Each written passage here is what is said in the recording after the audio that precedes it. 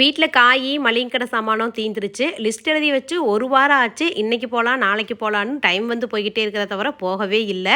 சரி இன்றைக்கி மொடக்குறிச்சி சந்தை, அப்படியே சந்தைக்கு போனோம்னா காயும் வாங்கிட்டு மளிகை கடை சாமானும் வாங்கிட்டு வந்துடலான்ட்டு. காய் வந்து பார்த்திங்கன்னா அதிக ரேட்டுன்னு சொல்ல முடியாது, கம்மி ரேட்டுன்னு சொல்ல முடியாது, மீடியமான ரேட்டில் இருந்தது. ஒரு 2 பை வழியாக காய் வாங்கிட்டேன். மளிகை கடை சாமானும் மொடக்குறிச்சியில் இருக்கிற திருமுருகன் ஸ்டோரில் வாங்குவேன். லிஸ்ட்டு கொண்டு வந்து கொடுத்துட்டேன். அப்படியே அவங்க பேக் பண்ணிகிட்டு இருக்காங்க. அவங்க பேக் பண்ணுறதுக்குள்ளே புது ஐட்டம் ஏதாவது கடையில் இருக்கான்னு பார்க்கறதுக்கு வந்தேன். நம்மளோட டைல் ஸ்கின்னர் இருந்தது. அதை பார்த்ததையும் லைட்டாக ஒரு ஸ்மைலிங்கும் வந்துச்சு. வேணுங்கிற சாமானமெல்லாம் வாங்கிட்டு அப்படியே கிளம்பியாச்சு. என் தங்கச்சி பையன் வேற யோகா மேட் வாங்கி கொடுங்கன்னு ரொம்ப நாளாக கேட்டுகிட்டே இருந்தான். சரி அவனுக்காக ஒரு யோகா மேட்டும் வாங்கிட்டு வந்துட்டேன். பாப்பா 2 பேத்தையும் ஸ்கூல்லேருந்து கூட்டியாந்து விட்டுட்டு சாப்பிட்டு ரெடியாகுங்க, நான் போய் இதெல்லாம் வாங்கிட்டு வரேன்னு சொன்னேன். இதெல்லாம் வாங்கிட்டு வரதுக்குள்ளே அவங்க 2 பேரும் பார்த்தீங்கன்னா சாப்பிட்டு குளிச்சு ட்ரெஸ் மாற்றிட்டு ரெடி ஆகிட்டாங்க டியூஷன் போகிறதுக்கு.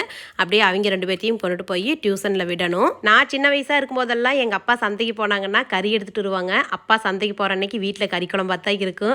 நானும் சந்தையில் காய் வாங்கும் பொழுது எனக்கு அந்த ஞாபகம் வந்துச்சு. சரி நாமளும் கறி எடுத்துகிட்டு போகலாம் அப்படின்னு சொல்லிட்டு சிக்கன் எடுத்துகிட்டு வந்தேன். இப்போ சாப்பிட்ற மாதிரி அப்போல்லாம் அடிக்கடி கறி கிடையாதுங்க. வாரத்துக்கு ஒருக்கா 5 நாளைக்கு ஒருக்கா தான் கறி குழம்பே கிடைக்கும்.